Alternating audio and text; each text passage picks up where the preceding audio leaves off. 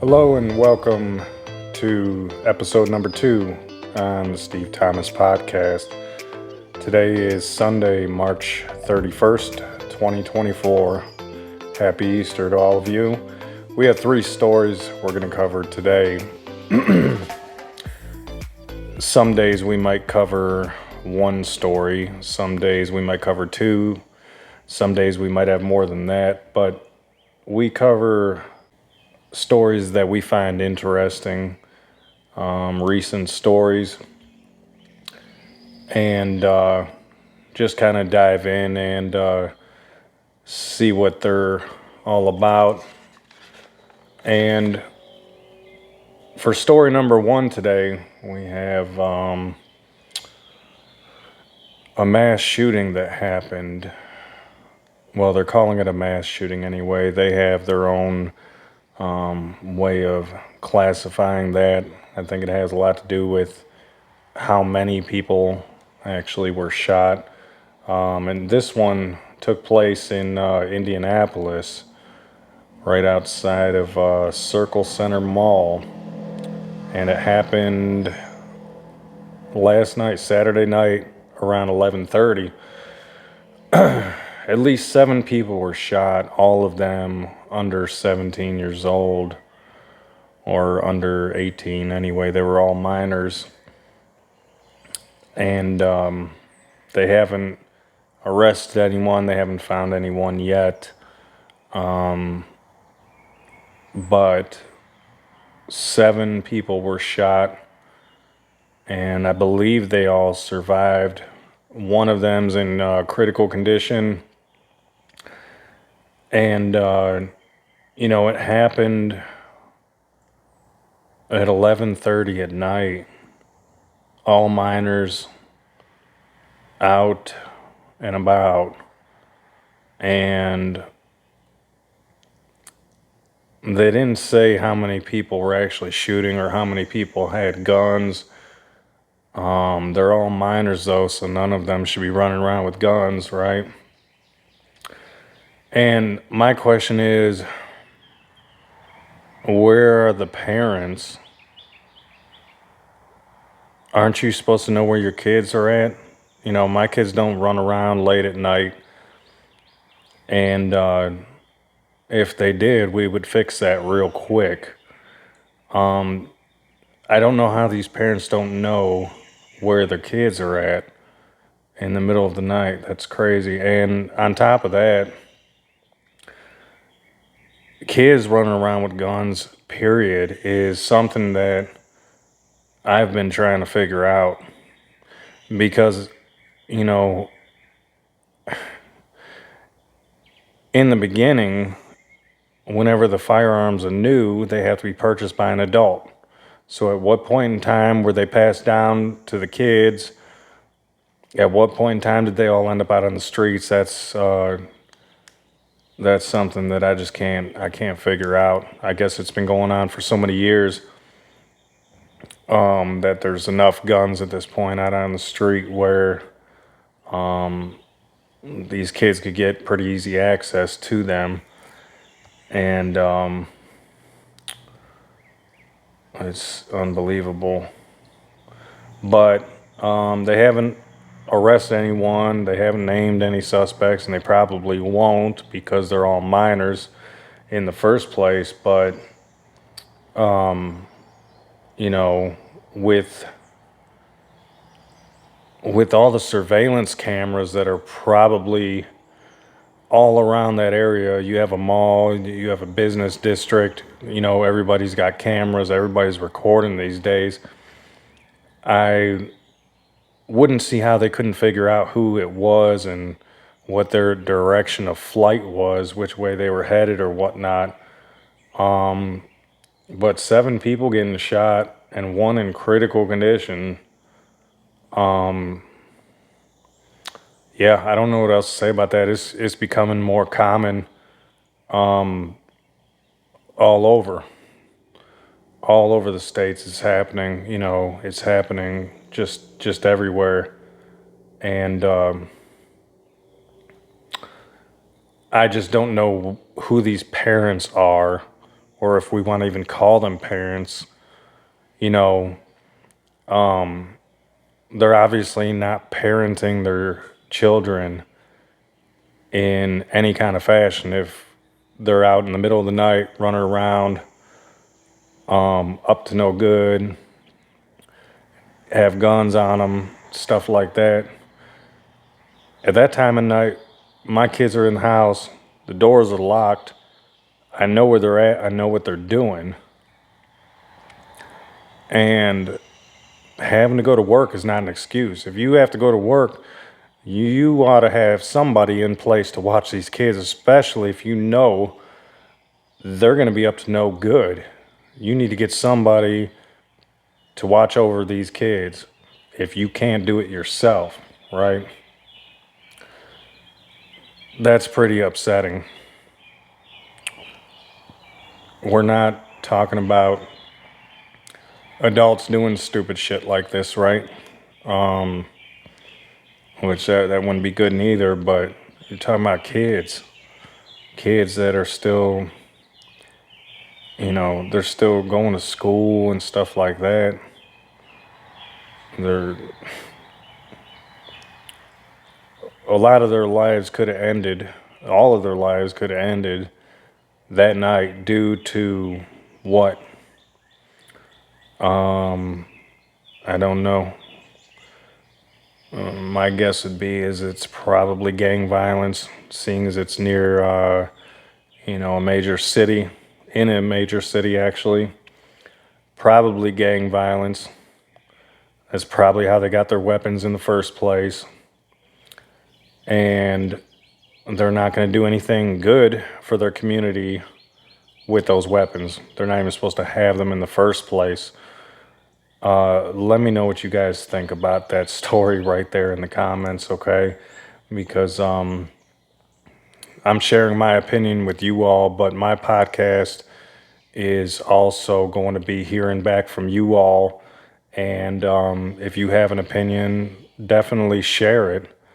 And I might just share your opinion as well on my podcast. This is going to be sort of an open community podcast. I'm just here to inform you, give my subtle opinions about things, and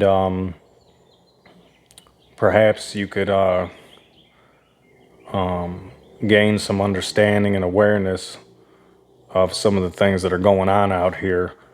But I would be more than happy to share some of your opinions as well and even give you feedback if that's what you're looking for. That won't be a problem for me at all, especially with a small crowd that I do have right now. So when the crowd gets to be large, which it will, I can promise you that it will, once more people become aware of it, I might not be able to respond to so many, but I will still definitely try, okay?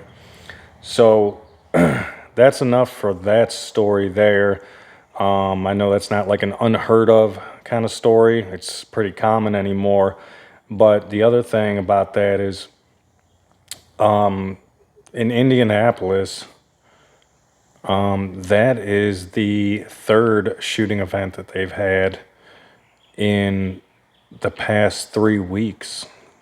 I think they might have all happened on the weekends, but that's the third week in a row where they had like several people shot, different locations and obviously different people.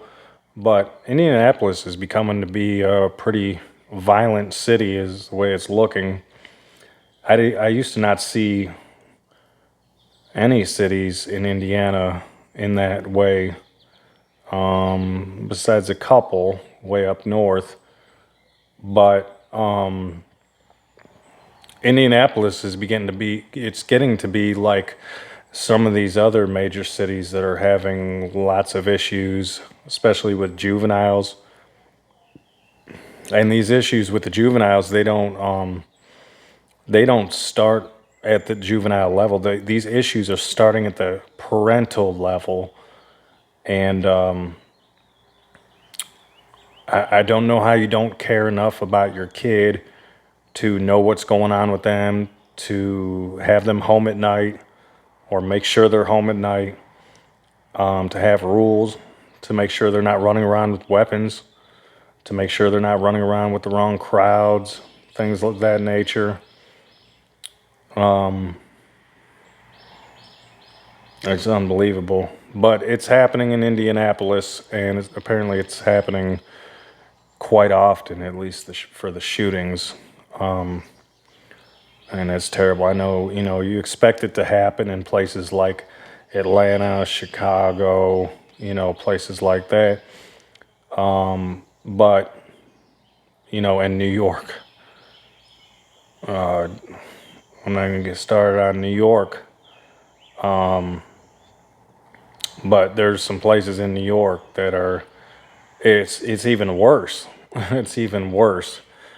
It's like, you see videos now frequently of people getting stabbed, shot, robbed, the subway system, all that. And you're seeing old women getting punched in the face from cowards running up to 80-year-old women and punching them in the face and snatching their purse and stuff like that. And they're supposed to be doing something about that subway system that tends to be a pretty high risk area. They're supposed to be hiring, a whole bunch of cops to take care of that area. But I don't know how much the cops are doing to deter the crime in that area, because it seems to be getting worse. And I'm not blaming the cops. It might be, the higher ups in the political system there that are not doing what they know they should do, what they need to do in order to make it a safe place. That's why nobody wants to live there. Why would you want to pay a lot of money to barely survive, financially, in a city that you might not, you might barely survive physically as well? And that's why it's not such a hot spot for people to move to. It's more of a hot spot for people to get the hell out of, right? A lot of them are moving south, moving west, just getting the hell out. And in California, there's a lot of Californians moving the hell out of California for some of the same reasons, and they got a huge problem with the homeless out there. They got a huge problem with a lot of things out there, and it's very expensive to live out there. I just saw a story recently that I believe starting tomorrow, actually,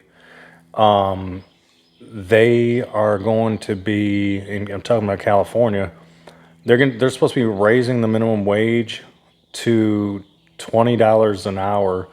So that's like for fast food workers, like kids, whoever's got a job, $20 an hour.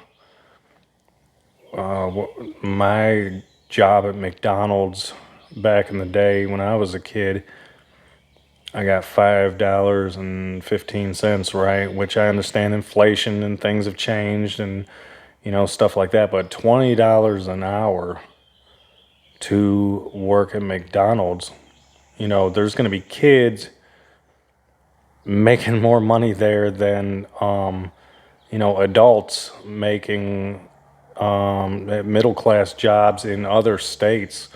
So we'll see what happens with that. We probably will follow up with that story because I'm interested personally to see if, their whole, structure out there financially just completely collapses and folds in on them. If everybody's making a lot of money, what's that going to do? That's probably going to just bring their inflation up even higher. You know, from what I hear, you can't get you can't even get like a small house like for under like $1 million or something crazy like that, unless it's probably just run down. But that's what I'm hearing from people that are moving from California. They're saying it's hard to survive. Everything's super expensive and things like that. So they bring the wages up, and okay, that might help catch you up a little bit, for some people. For other people, it's going to probably put them behind, especially if they're working their jobs, not getting a raise, not making more money or whatnot. It's going to be bad. But they got a lot of problems out there as far as crime and homelessness, and their inflation is probably going to get even worse than well, the rest of the country. And I think it's already there, but it's probably going to get even worse. And so we're probably going to follow up with that story. But anyways, we're going to move on to our next story. Story number two. This one here. Uh, AT&T, right? AT&T. If you guys remember back in February, there was like a huge outage. People didn't have service. They couldn't call. They couldn't text. They had no internet. They couldn't do anything. And didn't know what was going on. A lot of people woke up to it because I think it happened like in the middle of the night, where people just they couldn't use their phones at all. They were just like, they might as well have a busted phone because they couldn't use it. Well,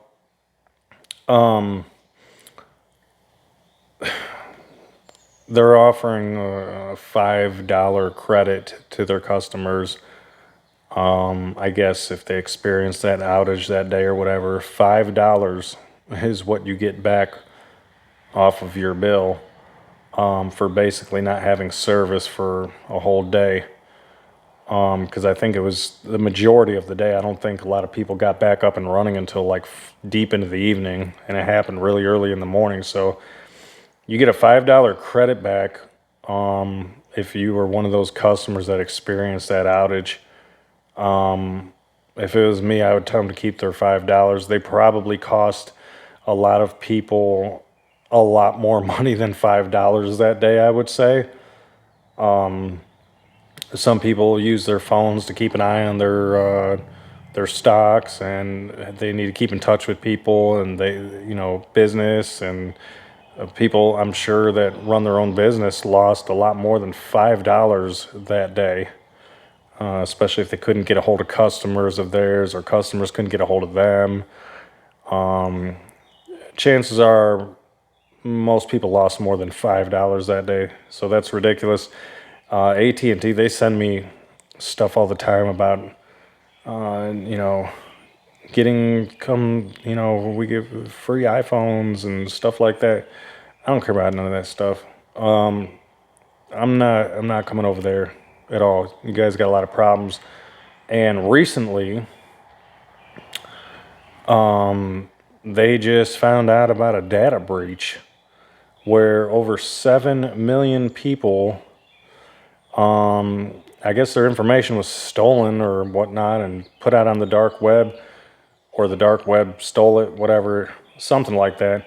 But anyway, they're saying that, you know, 7 million people, over 7 million people currently that are current customers, this has happened to, and over about 65 million were past users or past customers of theirs that are at risk or were at risk or are still at risk. I'm not really sure. You might want to check with them if you do business with them.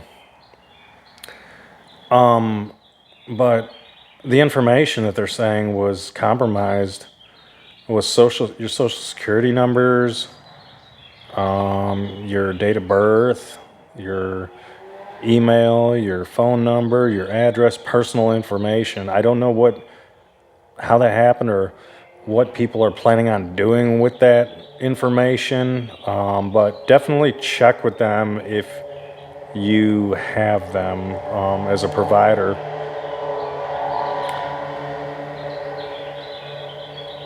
In my personal opinion, all of our data, all of our personal information is always at risk. If you have a phone or an email or both, that's pretty much all you need to be at risk.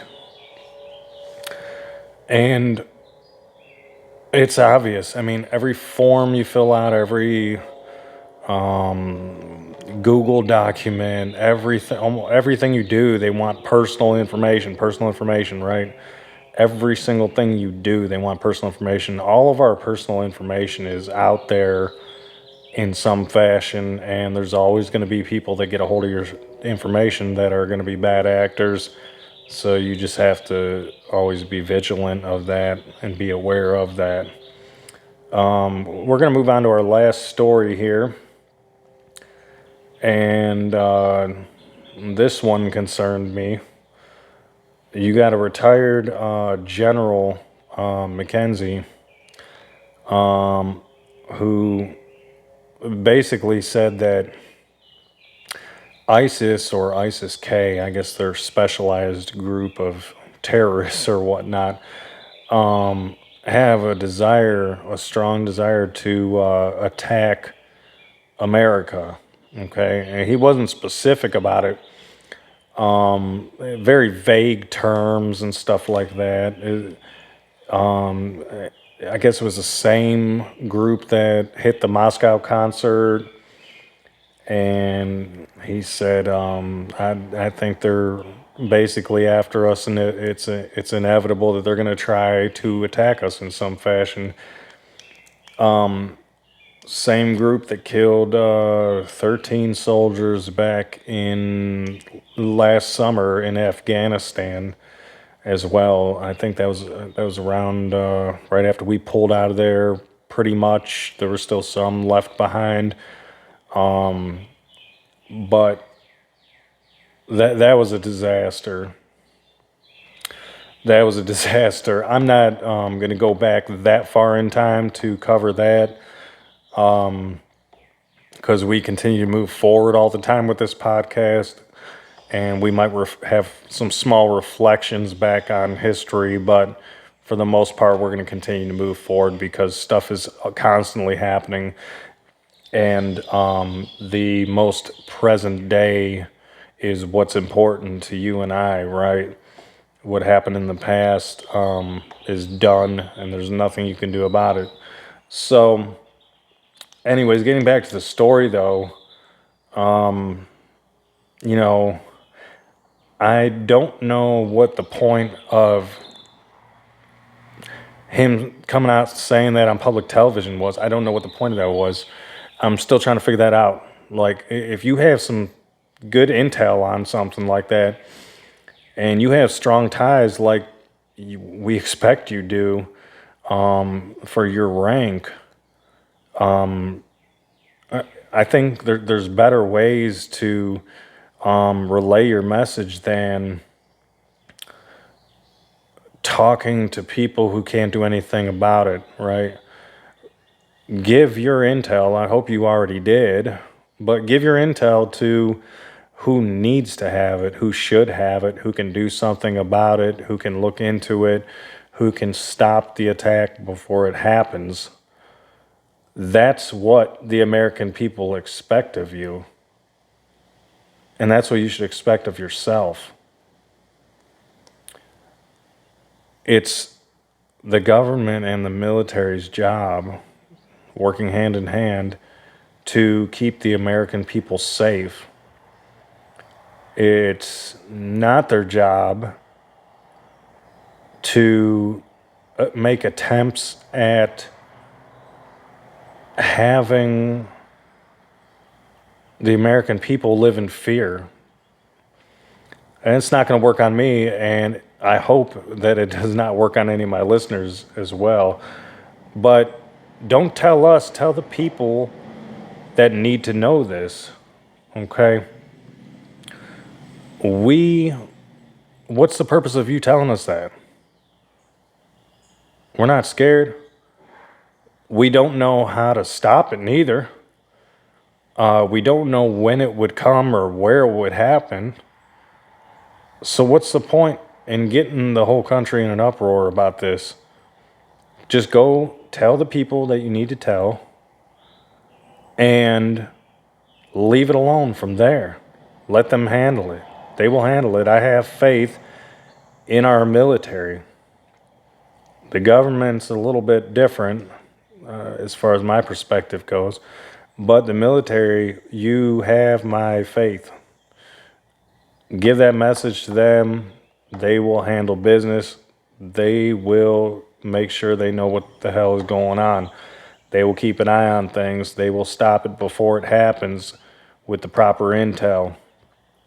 The whole intelligence community knows about all sorts of things going on in China and Russia and everywhere else in the world. They know about all these political things that are happening all over the world. We know who these ISIS people are. We know who they are. We know what they're about. We know what they do. And now we have an idea of what they might do in the future. So, in simplest terms, let's stop it, right? But I'm not going to live my life in fear. And I hope that none of you all will either. And that concludes our show. Thank you all for joining me. This is episode number 2. We will be back with episode 3 very soon. So if you find this content helpful and you would like to see more of it, or you would like to share your opinion, this is the show to do it. Okay? I love you all, and I will see you on episode 3. Thanks for watching.